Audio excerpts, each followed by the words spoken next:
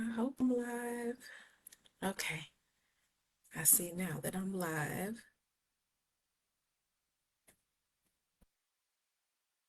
Good afternoon. Thanks for watching. I am going to wait 2 minutes to get um, some people in here before we start, and then we're gonna just go for it. All right.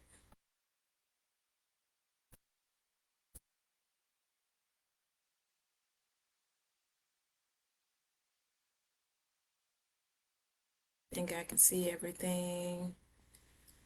Let's see the comments.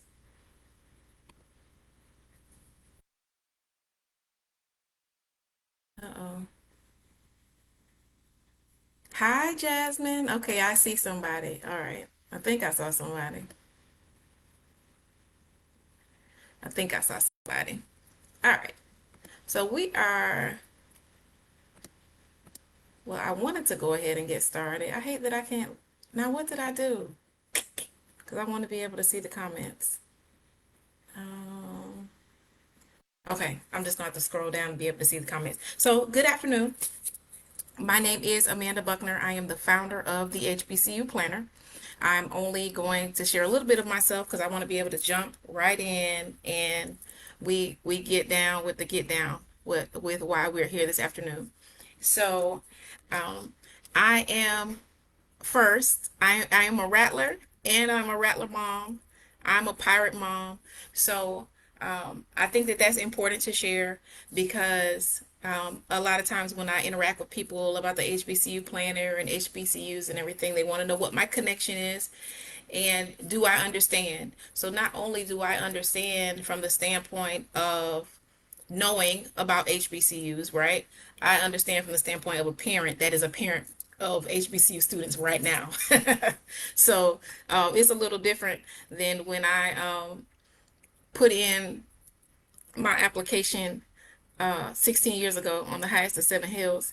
I'm from Tallahassee, so they just kind of just took anybody and everybody. If you're from here, you go to FAMU, and that's just kind of how it was when I was coming up. But it is not like that now. The landscape for HBCUs and applying to college, just college in general, has changed so much. It has changed so much. So yeah, that's a little bit about me. I'm going to try and share my screen. I usually do this on Zoom, but I'm going to give this Facebook producer a try and see what we can do here. Okay, it says pop out. What does pop out mean? y'all, y'all bear with me. Okay, that's not what I wanted it to do.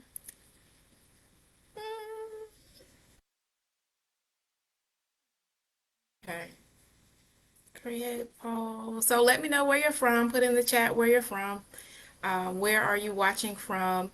If you are on the West Coast, I know it is earlier for you than everyone else. I want to let you know that all the sessions, someone asked this already, but I want to say it again. All the sessions this week will be recorded um, for you in case they're not at a good time for you to join. I am so sad about this. Where can I share what I want y'all to see? All right. Well, I'm going to put a link in the chat. So Sundays we call Sundays Scholars and Dollars. And we call it Scholars and Dollars because it is a great time for students. Terica says, Texas, welcome Texas. It is a great time for students to get ahead on the application process. Um, they're so busy. If you have a senior, or even if you don't have a senior, but especially if you have a senior, if they're involved in any activities, the weeks are very busy. So we typically do Scholars and Dollars on Sundays, and what it is we recommend that seniors dedicate 2 hours a week to scholars and to being a scholar and getting those dollars. All right. So an hour to feeding that academic side and an hour to trying to get scholarships. So I have found that when students stay with it, it's not too much to ask of them, and some dedicate more to it. Everyone doesn't do it on Sunday, but I found that it works. It works. That's a time limit or time frame that works best for students, especially when we're trying to give them some sort of independence and get them to do it on their own. All right. Watching from Tampa. I'm a Bulldog. My daughter's applying to Spelman soon. So exciting. I've been impressed with Alabama A&M. Just gonna be honest. The past 2 years, their leadership has been there like the past 6 or 7, but the past 2 years, they're on the come up. So I've been really impressed with Alabama A&M. Spelman is always a great choice. So speaking of Spelman and Alabama A&M, the reason why I wanted to move forward with the HBCU Planner, which is a college access brand to help students go to HBCUs, is because that's all you hear about when you talk to people. Unless you're in a family with HBCU graduates, you've only heard of Spelman, Morehouse, FAMU, Howard. It's always the same schools. And there's nothing wrong with that. Like I told you, I'm a rattler. But there's so many more. There's so many more choices. And when I think about that, if you take 10 black college bound seniors and line them up, only two of them are going to choose HBCUs. I have a problem with that. They were created for us, right? They were created for us and by us. So it's, you know, I want HBCUs to be at the top of the college conversation. That is my reasoning for starting the HBCU Planner. I want them to be at the top of the college conversation. All right. So it's a couple things I wanted to share with you guys. For whatever, I can't share my screen, but what I will do is I will put my slides in the chat of this video so that you can go back, look at them, download them, screenshot, whatever it is that you would like to do. And if there are any questions, by all means, just ask. We're going to be at this all week, and I'm so excited about it. And I chose to do it at this time because it's application season. Right now, applications are being put out. Right now is the time. It is prime time for applications. So I want to make sure that you all are getting your applications in and getting them in a timely fashion, because when it comes to HBCUs, if you don't hear anything else I said today, you have to get things done in a timely fashion when it comes to HBCUs. And that's just it. It got to get done in a timely fashion. All right. And so I want everyone that desires to go to an HBCU to have the best opportunity to do that. The best opportunity to do that. And that comes down to being on time. All right. Being on time. So I already told you the HBCU Planner is all about college planning for the culture. All right. No other tool speaks to the HBCU experience like the HBCU Planner. I saw a few people who registered who have purchased the planner. If you're here, let me know what you think about it. But it is more than just a planner. You can look up what states HBCUs are in, what majors are offered at specific HBCUs, what sports are offered at what HBCUs, goal setting. There's an application tracker. It just really takes you from every part of the planning process of going to a HBCU, from dreaming about it, what we say dream, apply, decide, then thrive. It takes you through that whole process. So that is what we're trying to do. We're trying to keep HBCUs at the top of the conversation. So today is about two things: scholars and dollars, your academic strength, and then your financial strategy, and how those go hand in hand during the college application phase. All right. So let's talk about the real cost of an HBCU. If any of you all can put in the comments, how much do you think on average, those of you that are watching, how much do you think on average it costs to go to an HBCU? I'm interested to see what you all think. And I'm going to tell you. hate that I can't share my screen. I went through all this making these nice slides for y'all. But that's don't worry me. I'm gonna give y'all 2 minutes. Well, not 2 minutes, but a couple seconds to say. I've purchased the main planner, waiting on the mailman. Oh, a word on that. I do have I have a word on that. And I appreciate it. I appreciate your purchase.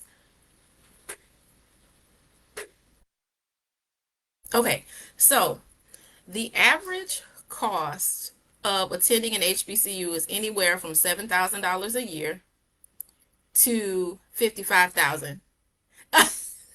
Jasmine says Spelman is saying 50K and I'm screaming. Well, I will tell you, even with my own two, I have one that goes to a public in-state uh in-state HBCU and one that is at a private out-of-state HBCU.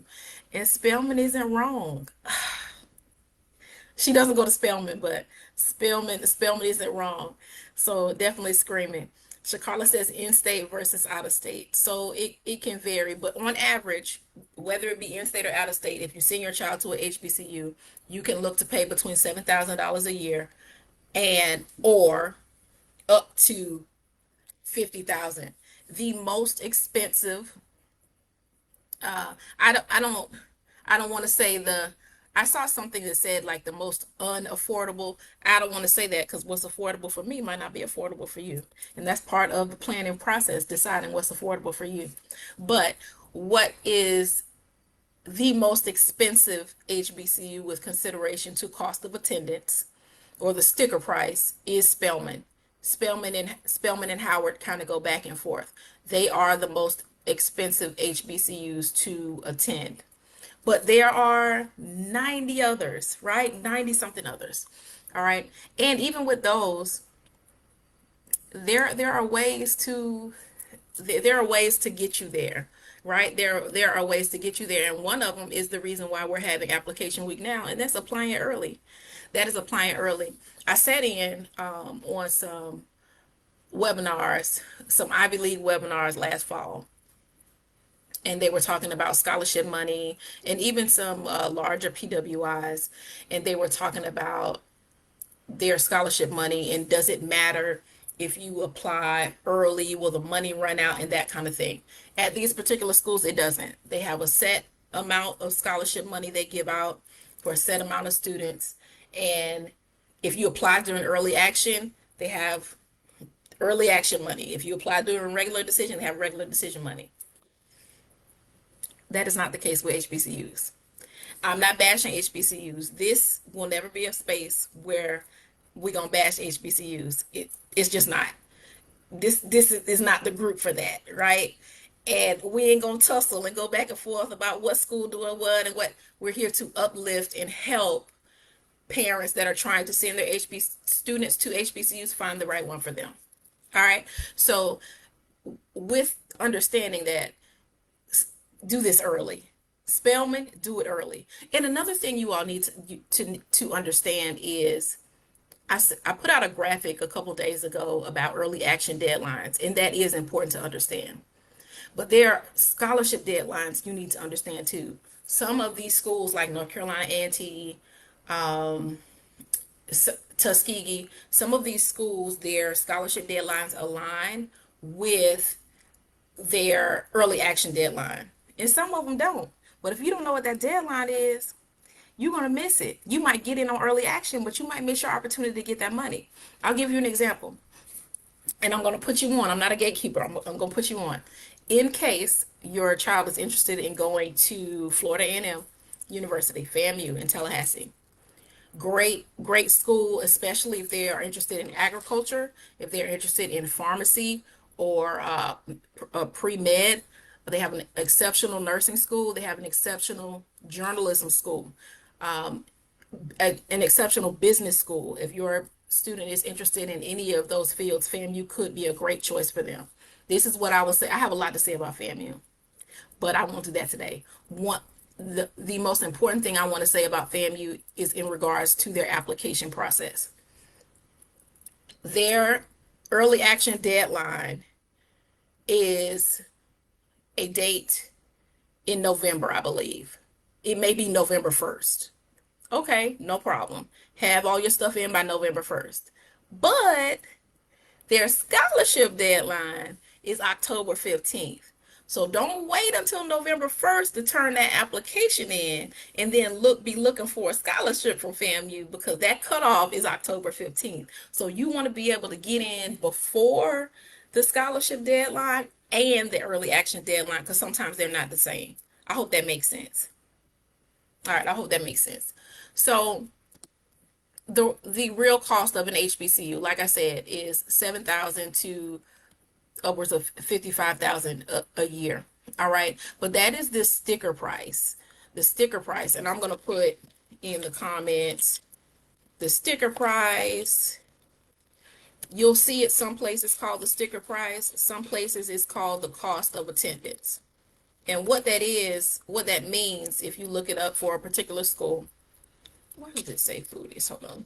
If you look it up for a particular school, it means this is how much it's going to cost for your student to go to this school, with consideration to the tuition, the books, any fee, any mandatory fees that the school has, their meal plan. They're including all of it. That's the cost of attendance. That is the sticker price, meaning that's what they're telling you it's going to cost. So Jasmine, to your comment that Spelman is saying $50,000 and you're screaming, most times it does not cost $50,000 unless you don't get any type of aid whatsoever, no scholarships whatsoever. That is the sticker price. Now, the price you will actually pay is called the net price, and that is the price, what it's going to cost you after the average aid has been taken out, after your scholarships have been taken out, like basically what's left. All right, it's almost like thinking about it like gross and net,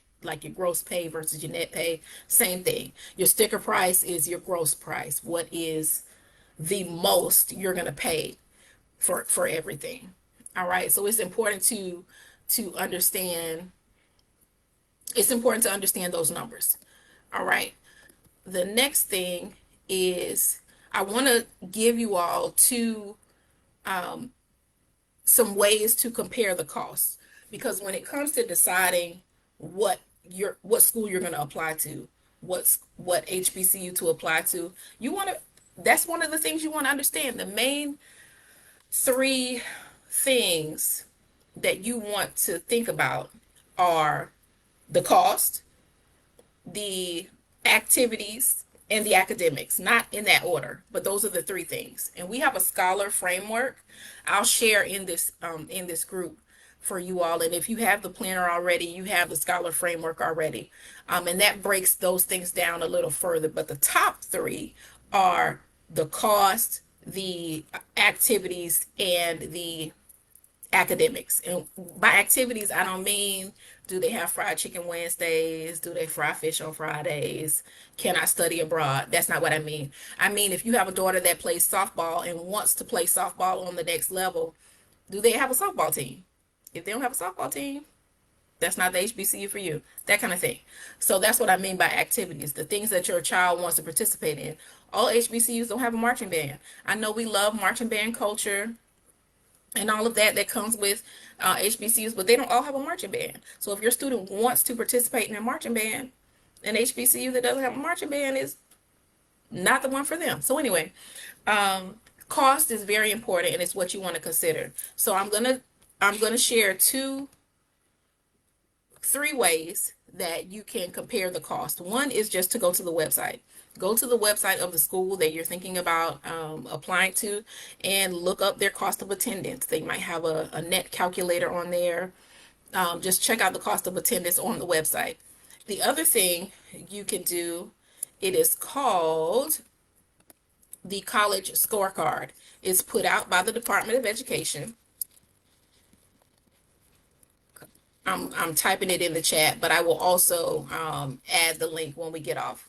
But it's called the college scorecard. And I like the scorecard because the scorecard doesn't just tell you the cost of attendance. It's going to also tell you what is the average GPA, what is the average test score of the most recent incoming class. It's going to tell you the graduation rate, different things like that. And different things like that.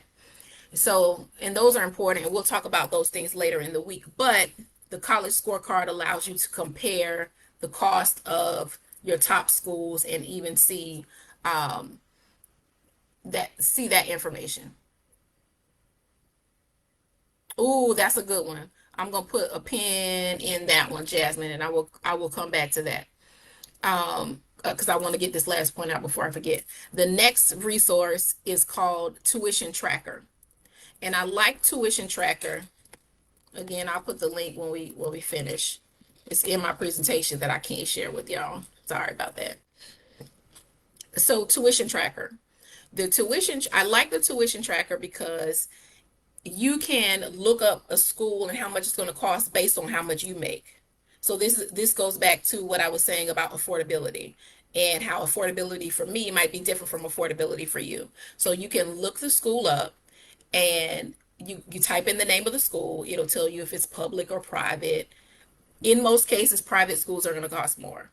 That's just it. Private schools are going to cost more. And also, private schools are not going to have in-state and out-of-state fees. If it's a private school, it's going to be the same price for everybody. All right. But I like it because let's use Howard as an example. Okay. We say Howard is $59,000 a year. I'm just using that as an example, although that's pretty close. $59,000 a year. When I look Howard up, I can also put that my household income is $30,000 or lower. I can put that my household income is between 40 and 70,000, or 70,000 and above, or 110,000 and above, and it will tell me based on that how much on average I can look to pay for my child's education. So I really like Tuition Tracker because it gives you a closer estimate than just the random, just the general ones on the site where it says this is how much it's going to cost for you to go here. All right. So I like Tuition Tracker for that reason. So let me jump back to Jasmine's question. How soon after scholarship applications do we receive notice, if any? Weeks, months? And the answer is yes. Sometimes you won't even find out until next year if you receive them.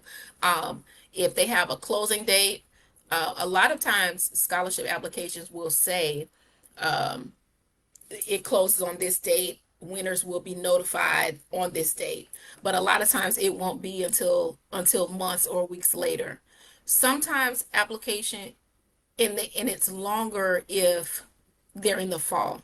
Sometimes spring applications you find out sooner because they know you're about, and those are the ones that open in the spring. They know you're about to graduate, and you kind of know, need to know then. So it kind of varies, but it can be a while. But the best thing to do is track your scholarships and make sure that you're just checking back on them. But having a tracker is the best way to stay on top of that and make sure your child is just following up and checking your spam folder, your spam and junk folder. So many scholarship awards get missed by not checking that spam and junk folder. Because sometimes if you're not on their mailing list or anything, something like that, sometimes Google will think it's a promotion or something like that and not send it where it's supposed to go. So if you're somebody who doesn't check your spam folder, this is not the year to do that. Check that spam folder. All right, but sometimes it does take a while, but usually the scholarship will let you know around what time they will begin notifying you of if you received it or not. Now, a different, how do I say this? A different way that you can be notified of scholarships is if you are someone who didn't apply for a scholarship, like if it's merit scholarship from the university that you applied to. So some schools will, if you have a certain GPA and you apply, you don't have to apply for a separate scholarship. North Carolina A&T is like that. Clark Atlanta is like that. There are several others. You don't have to fill out an application. And now I'm talking about internal scholarships in the school, institutional scholarships. When you apply and have a complete application, If you have a GPA above, if you have whatever those requirements are that meets their scholarship criteria, it will automatically flag you and put you in the pot for their merit scholarships. And with those, you do kind of get notified early, which is a good thing. And when I say early, I mean for people who apply during early action, you usually know about scholarships by December, January, February at the latest for those who for institutional aid. So I hope that answered your question. In some schools, they roll out pretty quickly. I remember when my daughter applied to Clark Atlanta, they rolled out pretty quickly. She applied early action. She got accepted on on her birthday in November, and she had applied at the end of August. Around this time, she found out in November, and maybe at the beginning of December, she was offered a scholarship. So it depends. With external scholarships, like I said before, it can be anywhere from a few weeks from the time you apply to all the way next year. But institutional scholarships, they usually around the winter is when you start finding out about those. They try to get them into you by then so you can make a decision on, you know, where you want to go and what you want to do. All right, so we talked about comparing the cost. I want to talk about three myths about HBCUs and three money myths. One, loans are the only way to pay for an HBCU. Not true. Not true. All right. Two, HBCUs don't give out money. They give out plenty. They give out plenty.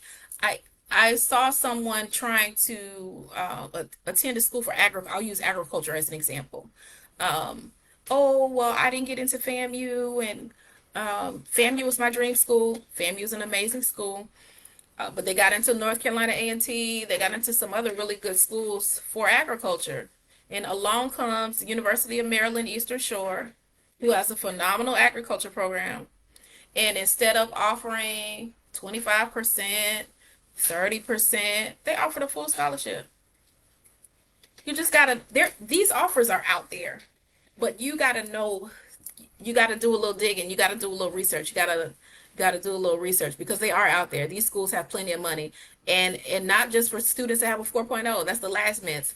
The only students who have 4.0 get scholarship money, and that's not true. I have a student right now.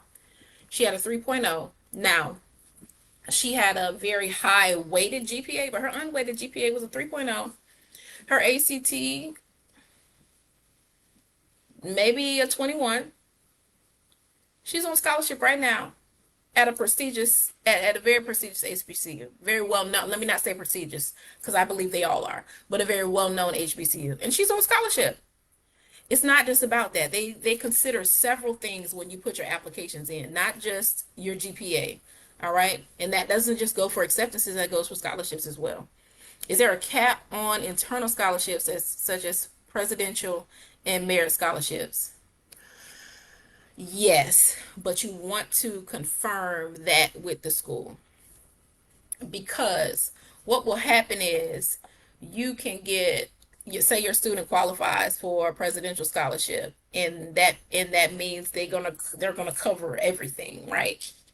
But say your student wins a scholarship from the local Zetas, right? They have a very active chapter in Central Florida, by the way. Uh, oh, that's not the person from Tampa. But anyway, say they get a scholarship from a local Greek organization, right?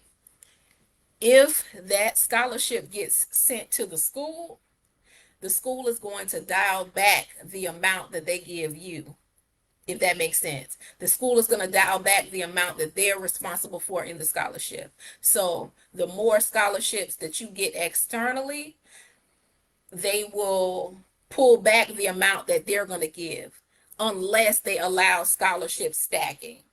And stacking means that they'll build them like blocks. You have your internal merit scholarships, your external, and they will keep building them up to the cost of attendance.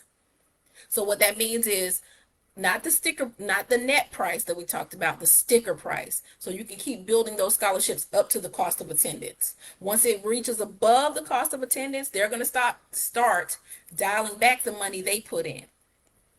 So what I like to tell families is, see if your child is awarded a scholarship, see if they can send that money to you and your student so that you can pay for things that they need, so that you can pay it on your end versus the university deciding to dial back what they're offering.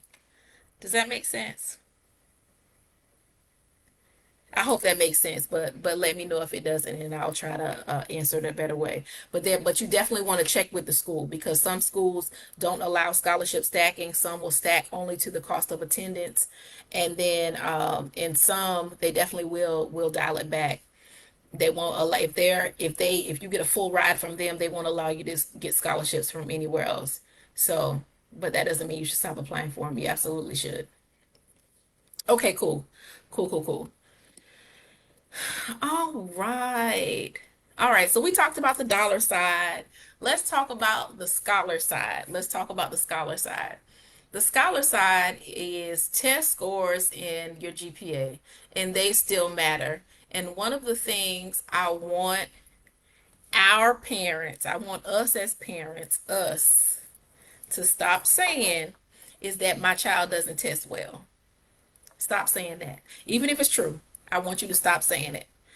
My child doesn't test well. My child has test anxiety. Okay, that could be true.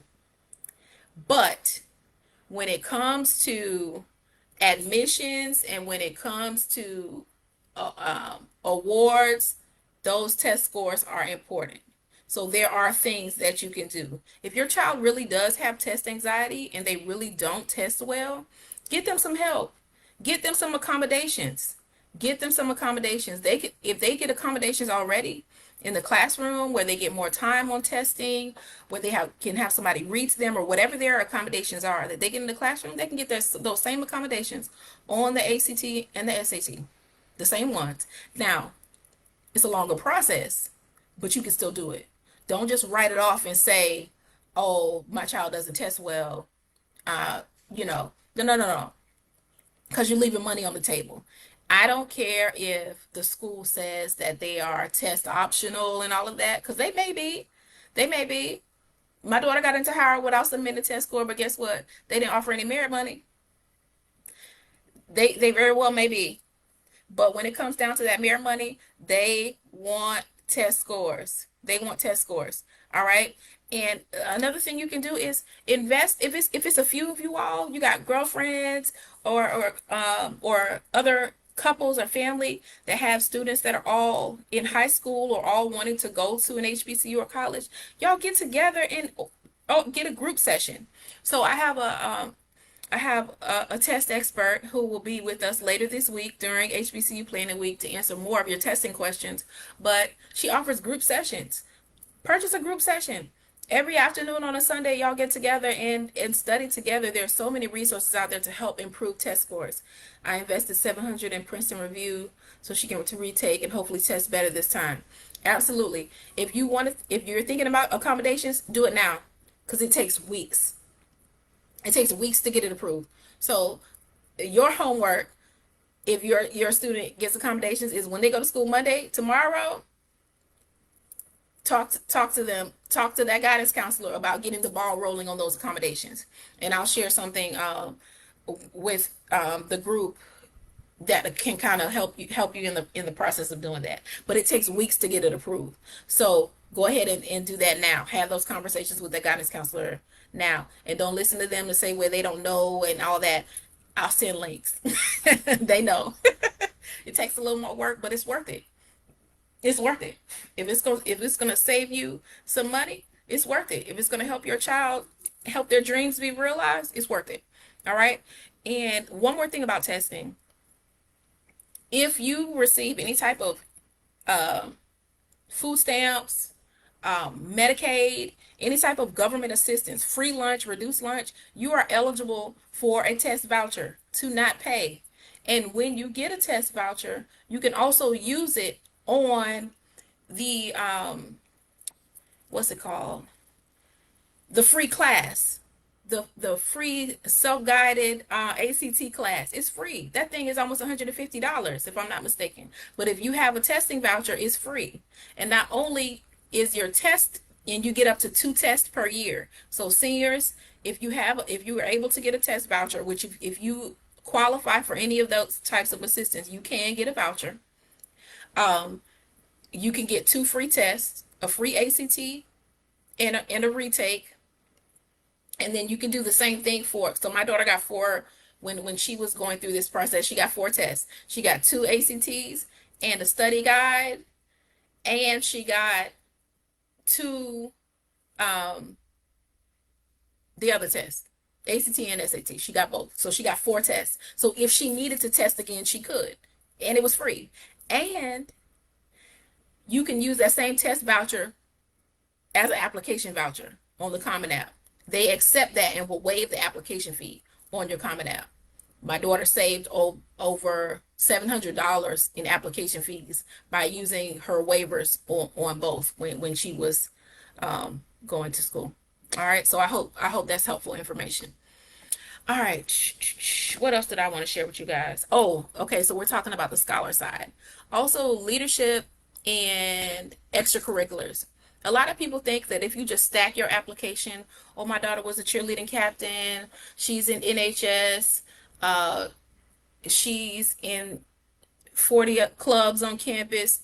Like if you just stack with a whole bunch of extracurriculars, that's going to make your application stand out more, and it's not. You want quality over quantity. Quality over quantity. And actually, you only have a limited amount of space to highlight the extracurriculars and things you participate in. So you almost want to do it like a job resume, where you want to pull out those things that are most relevant to where you're applying, or most relevant to the goals that you're trying to reach. But it's always quality over quantity. If you held a leadership position in a particular organization, or if it's a organization that you didn't hold a leadership position in, but it was something that was very important to you, and something that was very important to you, you want to list those things. But it's always quality over quantity. Just because you have all these leadership, a list of extracurricular activities and things like that, that's not necessarily appealing when you're in the application process. What makes it appealing is how you tell it. So also, when you don't have room to list certain things, maybe the most impactful you use during your essay. And so I didn't list this on my application, but maybe I didn't list it because I want to really expound on it and tell you how I made a difference when I was a part of this particular organization that I wasn't necessarily a leader in, but it was an impactful experience for me and for everybody involved. And so we'll talk more about essays later in the week. Again, every part of the application process we're trying to touch during HBCU Planning Week, because at the end of the week, I want you all to be able to put these applications in. I want your students to be able to be ready to go and get these applications in while these schools have free vouchers going on, while it's early, and they can go ahead and stake their claim and let these schools know that they're serious, and you can get to where the money resides, and you do that by getting in early. All right. Having a strong application means more money at the end of the day. That's just it. A lot of people worry about, oh, will my child get in if their GPA is low, or if they test low, or can I use ChatGPT on my essays? Y'all know these educators know. You know they're using ChatGPT too, so you know they know if you're using ChatGPT to write this essay. You wanna be able to do these things in enough time where you want to do these things in enough time where you have time, right? Where you have time to put these applications in and do it in a way that is strong. It helps your student put their best foot forward, all right? And you're not stressed. Because see, the sooner you get your applications in, the rest of that time, you can use this is what I told my daughter, enjoying your senior year and applying for scholarships. And that's exactly what she did. But you got to get past this part first.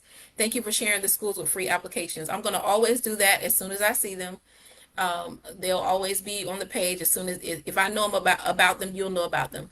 October is free college application month, and you cutting it close for some schools with their early decisions and stuff like that. And I don't always know what schools will be offering, but just a heads up, if you don't qualify for a voucher for an for a testing voucher or an admissions voucher, October, a lot of schools offer free vouchers. All right. And every month, different schools run different promotions and things like that that offer free vouchers. Right now, the ones that I do know about, Bowie State, in Maryland. If your child is interested, I'm really been impressed with their STEM programs on the side of like digital media, animation, like Pixar Studios type deal, cybersecurity, computer science. But Bowie State has a free. Their application is free right now. Tuskegee's application is free right now. Tuskegee is also a school that really is test optional. So if your child wants to go to Tuskegee and they want to be test optional, their requirement is that you turn in an essay and a letter of recommendation. So if you decide to do that, you want to make sure that your essay is really strong, that your recommendation is really strong, because they actually are truly test optional. In what I consider test optional is I can even get merit money without turning in test scores. That's, to me, that's what's truly test optional. And they are truly test optional. If you don't want them to consider your test scores for a merit application, they won't at Tuskegee, but it's very competitive, so it has to be strong. All right, so Tuskegee has a free app right now. Bowie State, Hampton. If your student is interested in aviation education, nursing, communications and journalism, pre-med, pharmacy, Hampton, their application is free right now. And that application is $60. That application is $60. That's all I'm gonna say on that. That's a $60 application. So their application is free from now through the end of September. So if Hampton, they have a beautiful campus. If Hampton is of interest to your child, Hampton is free right now. Who else? Those are some of the ones we've seen more recently. If I see any more, I definitely will let you guys know. All right. We're getting close to our time. I want to make sure I'm telling you about everything.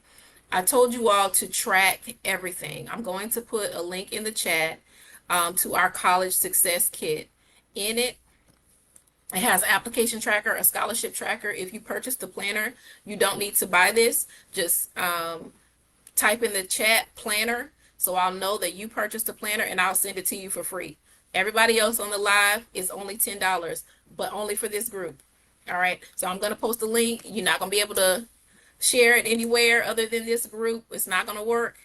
It's $10, and but it's on the website for $27. But I just put it in the chat, and you can. So the difference, if you have the planner, the difference is in the planner, you can write down your application tracker, you can write down your scholarship tracker, and this one is digital. So if your student has an iPad or you want to keep track of it and whatnot, you can use both. That's the difference. And then it also talks about supplemental essays. Somebody said on here their child is applying to Spelman.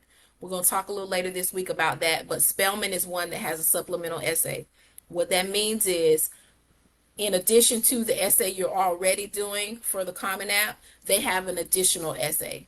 So you want to look out for that. Spelman is one of the only ones that does that. There are a few, but Spelman and Howard for sure have a supplemental essay and a specific question they want you to answer.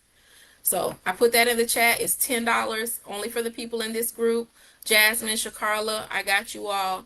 I will send you all the link to this so that you all can have it. Thank you so much for your purchase, and thank you for waiting on the mailman. I am too. So in full transparency, I am not making any money off of the HBCU planner yet, right? what I charge you all is what it costs me to have them printed, because right now only a few people know about the HBCU planner, and my supplier is in China. So with all the tariffs and things like that, it's like I order a book and it takes 30 days for me to even get a turnaround on it. And so that's why I've been doing pre-orders.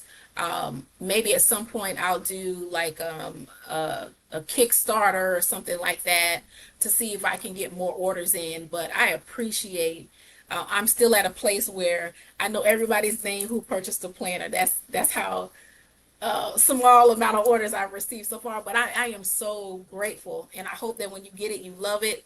There are some people who I did see sign up for HBCU Planning Week who have already received their planner, and I'm grateful. I hope you all love it, and I appreciate your patience in waiting on those. All right. What else we need to talk about before we get off? The planning setup. The planning setup. I want you all to designate a time and day for your student for scholars and dollars. 2 hours. 1 hour on scholarships. 1 hour either writing or improving your essay or improving your test scores or actually filling out applications. The second thing is to bring your guidance counselor in early. The HBCU planner is not to replace your guidance counselor. Matter of fact, take it to your guidance counselor. Have it with you when you go meet with your guidance counselor. This is my planner. This is what I'm working on. Can you help me? There's a pocket in the back for you to put your transcripts in when you go places to college fairs and things like that, where they're offering scholarships on the spot. Have it with you when you meet with your guidance counselor. But get your guidance counselor involved early.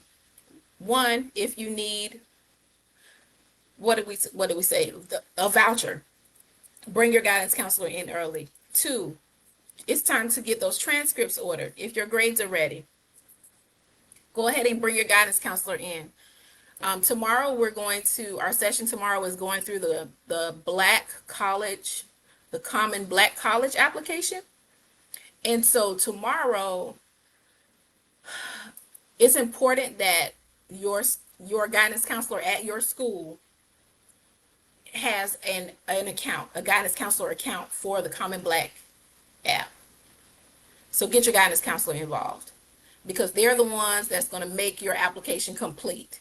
They're the ones that's going to upload your transcript, and all they have to do is upload it one time, and it's going to go to all the schools you want it to go to if you're applying through the Black Common app. But we'll talk more about that tomorrow.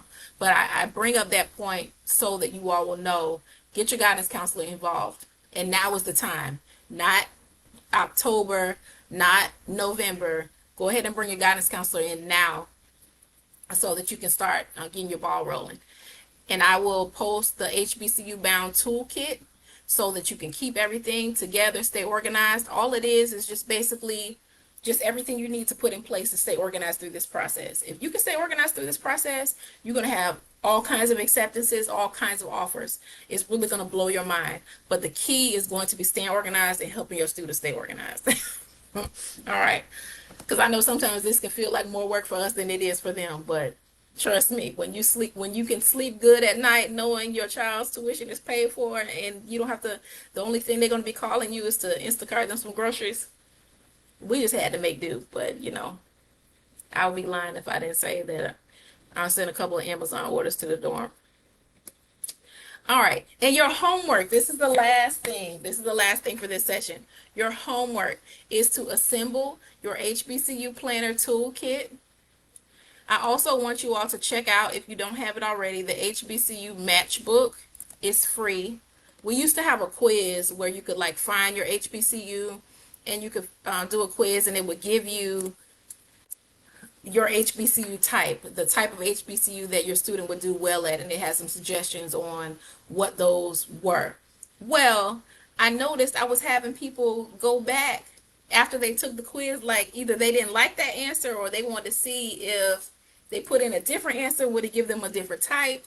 So there are 10 HBCU types according to the HBCU planner, and I just decided to put it all in one guidebook so that you can see it together, so that you can explore different HBCUs that might be good for your student, whether they are faith-based HBCUs, whether they are STEM powerhouses, whether they are HBCUs that are big on culture and the arts, whether they are HBCUs that are big on athletics, that kind of thing. So I put the link in the comment of this video, and it's a free guide, but it'll help you as you are. Because what I want you to do, because part of your homework is to find 5 schools and find out what is the scholar requirement and the dollar requirement for those 5 schools. Like I told you, at the end of the week, I want you all to be ready to go. Be able to start putting your applications in.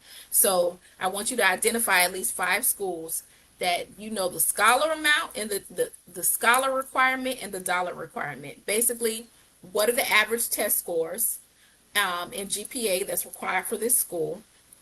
And do they offer what you want to do? Do they offer your major? Do they offer the activity you want to do? And then the dollar. How much is this going to cost? Because you don't even know. You want to have a strategy with scholarships. You don't know what to apply for, how much to apply for, or any of that if you don't know how much it's going to cost. You want at least a ballpark of how much it's going to cost, because you don't want to be stuck on committed to somewhere, and then now you running around trying to figure out how are we going to pay for all of this. You want to know up front so that you can strategize now. That's why we're doing this now. All right, so that's your homework. Again, I'm going to put a link to the slides in the chat because I'm so sad I didn't get to share my slides with y'all today. I am going to figure this out tonight, so tomorrow we don't have these issues, because tomorrow we're doing the Black College app, and I need to be able to show y'all my screen for that. And if you have any questions about the Common Black app, I want you all to, I'll create another thread. I want you all to drop those questions in the group, and I will make sure that I answer them tomorrow in our session tomorrow. Listen, don't fill that application out until we talk tomorrow, y'all. I told y'all this is not a space where I'm going to talk bad about HBCUs. I'm not going to talk bad about anybody that's trying to help anyone go to an HBCU or anything like that. But that application gets tricky.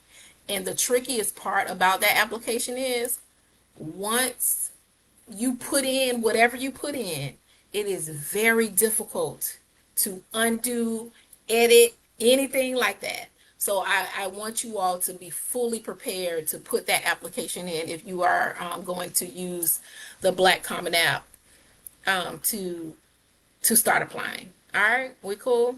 I really appreciate you all with all the just looking at my face for an hour when I prepared these nice slides for you all. But I hope this was informative. I'm so excited about this week. I'm so excited to answer any questions that you all have. I'm excited about the future of the HBCU Planner, and I'm thankful that you all are here for the ride. Accept donations for the expenses you incur running the group. Oh, I'll think about that. I'll think about that. One thing that you all could really do that would help me is just tell somebody about the group. If you know somebody, if your child has friends that's juniors, seniors, this week is for seniors. This particular event is for seniors. Because I want you all to be fully prepared to start putting your applications in.